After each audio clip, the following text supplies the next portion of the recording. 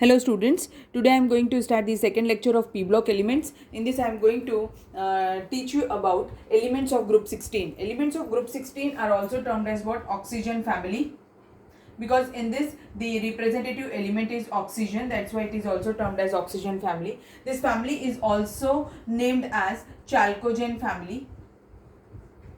Chalcogen का मतलब क्या होता है? Ore forming. These elements exist in the form of the ores, that's why it is termed as ore forming. It exists in the form of the oxides or sulfides, therefore they are termed as chalcogen. Now the members of this family are what? Oxygen, sulfur, cellurium, tellurium and polonium. Oxygen atomic number 8, sulfur atomic number 16, cellurium 32, tellurium 52 and polonium 64. आपको याद करने की कोई ज़रूरत नहीं है, मुझे याद था इसलिए मैंने लिख दिया. ठीक है. Now oxygen and sulphur both of them are non metal.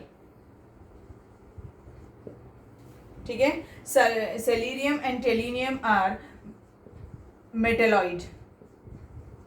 Metalloid means what? जिनके पास में दोनों प्रॉपर्टी प्रेजेंट होती है, वो मेटल्स और नॉन मेटल्स दोनों की तरह बिहेव कर सकते हैं. And polonium is metallic in nature but this element is radio active.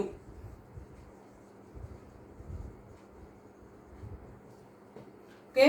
So oxygen जो है ये बहुत ही अबंडेंट है हमारे एटमॉस्फेयर में. It is present in a very large quantity और और इसका मेजर कंटेंट हमें कहाँ से मिला है? ऑक्सीजन क्यों है सबसे ज़्यादा present? Because of photosynthesis. Plants है इसीलिए फोटोसिंथेसिस के थ्रू भी ऑक्सीजन का कंटेंट बहुत ज़्यादा है एटमॉस्फेयर में. सल्फर उसके बाद में आता है, कम फॉर्म में प्रेजेंट होता है. ये वॉल्केनिक रीजन्स में ज़्यादा होता है, वॉल्केनो में सल्फर होता है और इवन नेचर में वो सल्फाइड्स के फॉर्म में भी अकर करता है. सेलेनियम और टेलिनियम का परसेंटेज और कम है एज कम्पेयर टू सल्फर, और पोलोनियम तो बहुत ही कम है, वो तो पार्ट्स पर मिलियन ppm लेवल पर रहता है हमारे अर्थ क्रस्ट में. और वैसे भी वो रेडियो एक्टिव एलिमेंट है.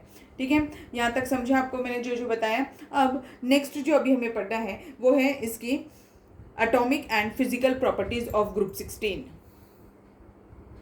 Next is the general electronic configuration. तो अभी इनका जनरल इलेक्ट्रॉनिक कन्फिग्रेशन कैसा रहेगा पहले वो देख लेते हैं, उसके बाद में हम इनका देखेंगे. तो general electronic configuration as the atomic number, इसका एलिमेंट का ग्रुप नंबर, ये एलिमेंट्स का ग्रुप नंबर क्या है? 16. तो इसके आउटर मोस्ट ऑर्बिट में 6 इलेक्ट्रॉन्स प्रेजेंट रहेंगे. इनका जनरल इलेक्ट्रॉनिक कन्फिग्रेशन होता है NH2 NP4, जिससे इनके वैलेंस शेल में कितने इलेक्ट्रॉन्स प्रेजेंट होते हैं? 6 इलेक्ट्रॉन्स प्रेजेंट होते हैं. अगर मैंने एग्जांपल एक ही का लेंगे, हम सिर्फ ऑक्सीजन और सल्फर का 2 का ले लेते हैं, बाकी के आप खुद ट्राई करके देखिएगा. अगर मैंने ऑक्सीजन का इलेक्ट्रॉनिक कन्फिग्रेशन लिखा तो क्या हो जाएगा? 1s2 2s2 2p4.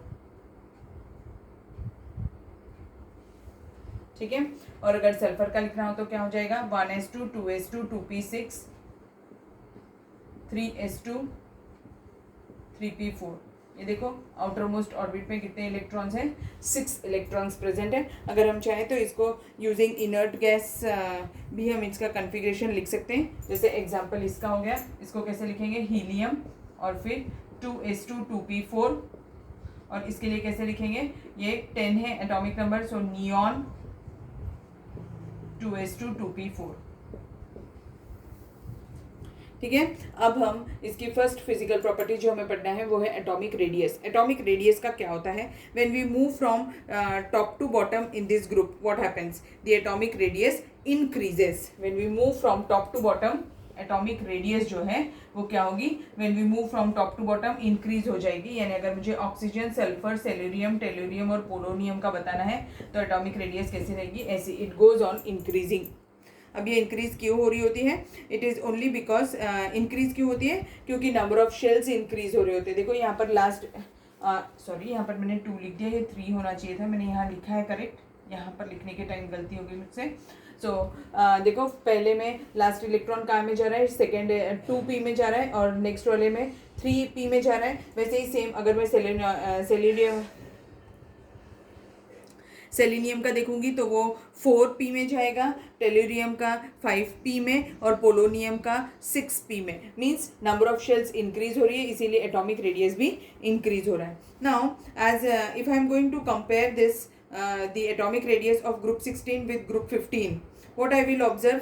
कि अगर मैंने ग्रुप 16 और ग्रुप 15 का एटॉमिक रेडियस ऑब्जर्व किया, मीन्स मैं अब पीरियड के केस में देख रही हूँ, तो हमेशा ही ग्रुप 15 का ज़्यादा रहेगा एज कम्पेयर टू ग्रुप 16, ठीक है।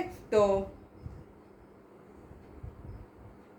ग्रुप 16 का एटॉमिक रेडियस कम होता है as compared to group 15। Whenever we move left to right in any period, क्या होता है, एटॉमिक रेडियस जो है वो हमेशा ही डिक्रीज हो रहा होता है। क्यों डिक्रीज होता है? क्योंकि न्यूक्लियर चार्ज इंक्रीज हो रहा होता है। क्यों डिक्रीज होता है? क्योंकि न्यूक्लियर चार्ज इंक्रीज हो रहा होता है। इसमें भी लास्ट इलेक्ट्रॉन, ग्रुप 16 में भी लास्ट इलेक्ट्रॉन जिस पी ऑर्बिटल में जाएगा, इसमें भी लास्ट इलेक्ट्रॉन उसी पी ऑर्बिटल में जा रहा है। तो डिस्टेंस का कोई चेंज नहीं हो रहा है, बट न्यूक्लियर चार्ज का इंक्रीज हो रहा है, इसीलिए साइज डिक्रीज होता है when we move from left to right in any period. Next is ionization potential. Ionization potential क्या होता है, मैंने आपको लास्ट क्लास में समझाया था। जब हमें किसी एटम में से उसका लास्ट इलेक्ट्रॉन रिमूव करना होता है, उस प्रोसेस को हम आयनाइजेशन पोटेंशियल बुलाते हैं। तो when we move from top to bottom in any group, ionization potential क्या हो रहा होता है, डिक्रीज होता है। क्यों डिक्रीज होता है? क्योंकि साइज इंक्रीज हो रहा है। अगर एटम का साइज छोटा है तो उसमें से इलेक्ट्रॉन रिमूव करना डिफिकल्ट है, because the distance from the nucleus and the outermost orbit is less, इसीलिए इससे इलेक्ट्रॉन रिमूव करना डिफिकल्ट है। बट अगर एटम का साइज बहुत बड़ा है तो इसके न्यूक्लियस का अट्रैक्शन इसके आउटरमोस्ट ऑर्बिट के लिए बहुत ही कम रहेगा, तो इसको रिमूव करना हमें इजी जाएगा। So whenever we move from top to bottom in any group, ionization potential क्या होता है, डिक्रीज हो रहा होता है। तो ग्रुप 16 में भी वही होता है, when we move from top to bottom ionization potential decreases. और अगर मैं आयनाइजेशन पोटेंशियल ऑफ ग्रुप 15 और ionization potential of group 16 compare करूं, तो ग्रुप 15 एग्जांपल ले लेती हूँ, उसका नाइट्रोजन एटॉमिक नंबर 7, इसका कन्फिग्रेशन क्या हो जाएगा, 1s2 2s2 2p3, ठीक है। इसमें जो पी ऑर्बिटल है वो हाफ फिल्ड है। अगर पी ऑर्बिटल हाफ फिल्ड रहा तो हमने एटॉमिक स्ट्रक्चर चैप्टर में पढ़ के रखा है, एक्स्ट्रा स्टेबिलिटी रूल। तो अगर वो हाफ फिल्ड है तो क्या हो जाएगा, हाफ फिल्ड के केस में उसके लिए हमें अगर इलेक्ट्रॉन रिमूव करना है तो एक्स्ट्रा स्टेबिलिटी रूल की वजह से इसका आयनाइजेशन पोटेंशियल ज़्यादा रहेगा। और एज कम्पेयर टू दिस, यहाँ पर तो ऑक्सीजन है एग्जाम्पल O8, तो कन्फिग्रेशन क्या हो जाएगा, 1s2 2s2 2p4। अब इसमें तो एक इलेक्ट्रॉन देने पर ये p3 होने वाला है, यानी हाफ फिल्ड तब होने वाला है, इसीलिए ये तो जल्दी से इलेक्ट्रॉन दे देगा। Therefore the ionization potential of group 15 is always more as compared to group 16, ठीक है। अब क्यों है, रीजन आपको समझा दिया मैंने हाफ फील्ड स्टेबिलिटी के रूल के हिसाब से। Next property is oxidation state. तो अब ऑक्सीडेशन स्टेट कैसा होगा, तो अभी देखो ऑक्सीडेशन स्टेट के लिए इसका आउटर मोस्ट ऑर्बिट का कन्फिग्रेशन क्या है, NS2 NP4 है। यानी क्या, इसको अगर 2 इलेक्ट्रॉन्स दे दें, अगर 2 इलेक्ट्रॉन्स ऐड कर दें तो ये क्या बन जाएगा, NP6 बन जाएगा, और ये क्या हो जाएगा, नोबल गैस कन्फिग्रेशन अटेंड कर लेगा। इसीलिए इसमें 2 इलेक्ट्रॉन्स लेने की भी टेंडेंसी है, मीन्स ये -2 ऑक्सीडेशन स्टेट भी शो कर सकता है। और ज़्यादा से ज़्यादा क्या कर सकता है, और वो क्या कर सकता है, या तो वो ये पूरे इलेक्ट्रॉन्स दे सकता है। Therefore its oxidation state varies from of group 16 varies from -2 to +6। इतनी बड़ी रेंज हो सकती है इसकी ऑक्सीडेशन स्टेट की। समझ में आ गया ये।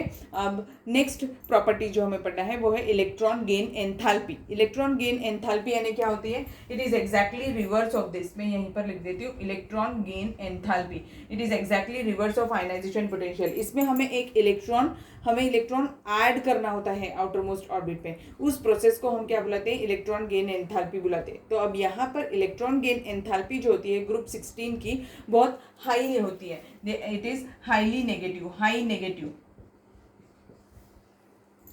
ठीक है। Because electron gain enthalpy is an endothermic process है ना, उसमें इलेक्ट्रॉन लेना है, क्योंकि अभी हमें अगर ये एंडोथर्मिक प्रोसेस है तो इसमें चार्ज क्या हो जाएगा, नेगेटिव चार्ज रहता है। और इलेक्ट्रॉन गेन एंथैल्पी इनकी हाई रहती है क्योंकि ये 2 इलेक्ट्रॉन लेने से तो नोबल गैस कन्फिग्रेशन अटेंड करने वाले, इसीलिए इनकी high negative value of electron gain enthalpy होती है, ठीक है, यहाँ तक समझा आपको। अभी एक और चीज़ बता देती हूँ यहीं पर, नेक्स्ट और एक और property, melting point and boiling point. तो when we move from top to bottom in this group क्या होने वाला है, साइज इंक्रीज हो रहा है, एटॉमिक नंबर इंक्रीज हो रहा है, इनकी डेंसिटी भी इंक्रीज हो रही है। अगर डेंसिटी इंक्रीज होगी तो melting and boiling point top to bottom जब हम जाएंगे तो क्या होगा, इंक्रीज होगा।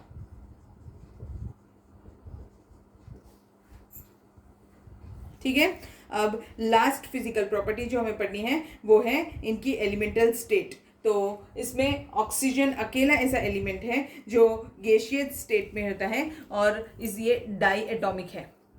It is gaseous in state at room temperature, whereas बाकी के जो एलिमेंट्स है तो ये क्या है, ये गैसियस स्टेट में होता है। और ये कैसा स्पीशीज है, मैंने आपको बताया डाई एटॉमिक रहता है। बाकी के सभी जो है ये ऑक्टा एटॉमिक है और they exist in solid state।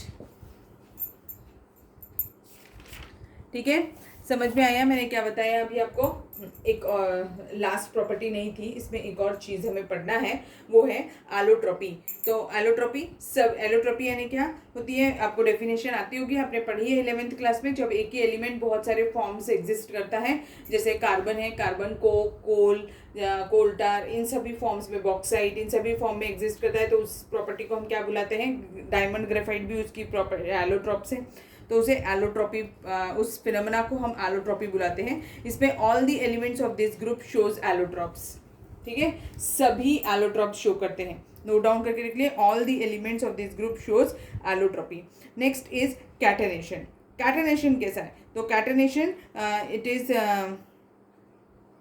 Catenation का मतलब क्या होता है, सेल्फ लिंकिंग प्रॉपर्टी को हम कैटेनेशन प्रॉपर्टी बुलाते हैं। तो इसमें ऑक्सीजन के कंपैरेटिवली सल्फर की कैटेनेशन प्रॉपर्टी ज़्यादा स्ट्रॉन्गर होती है। ठीक है, last physical property multiple bonding. तो मल्टीपल बॉन्डिंग, ये एलिमेंट्स मल्टीपल बॉन्डिंग शो करते हैं। आपको पता है ऑक्सीजन डबल बॉन्ड भी एग्जिस्ट डबल बॉन्ड भी होता है उसमें, सिंगल बॉन्ड तो वो बना ही सकता है पर डबल बॉन्ड भी वो बना सकता है। तो इसमें पी पाई बॉन्डिंग होती है और भी है। अब सल्फर के केस में तो पी पाई बॉन्डिंग भी प्रेजेंट होती है।